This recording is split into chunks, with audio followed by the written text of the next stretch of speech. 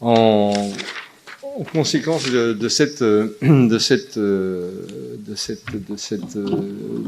nouvelle norme M57, il y a le point 7 fait référence à la fixation des durées des amortissements. Donc la mise en place de la nomenclature comptable et budgétaire M57 au 1er janvier 2022 implique de fixer le mode de gestion des amortissements des immobilisations. Le champ d'application reste défini par l'article R de 2321-1 du CDCT qui fixe les règles applicables aux amortissements des communes. Donc pour faire ça aussi, ça a été présenté en commission finance.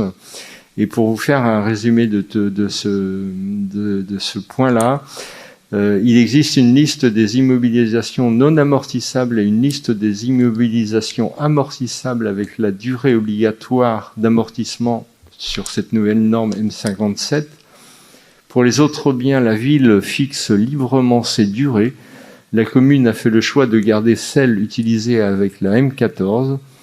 La méthode au prorata temporis sera appliquée pour les immobilisations, ça c'est le point important, acquises en 2022, c'est-à-dire un amortissement immédiat à compter de la mise en service. Pour les biens de faible valeur dont le coût unitaire est inférieur à 400 €, la méthode dérogatoire sera utilisée, c'est-à-dire un amortissement en une seule fois à la sortie du bien en fin d'année N+1. Voilà ce qui pouvait être retenu de cette fixation de la durée des amortissements. C'est assez complet, vous avez pu lire la notice qui accompagnait cette présentation.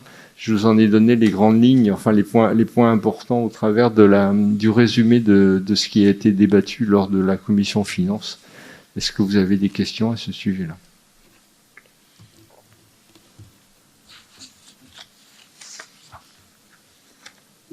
S'il n'y a pas de questions, je vous propose de passer au vote. Donc, il est donc proposé aux membres du conseil de fixer, il est donc proposé aux membres du conseil municipal de fixer le mode de gestion présenté ci-dessus des amortissements des immobilisations à compter du 1er janvier 2022.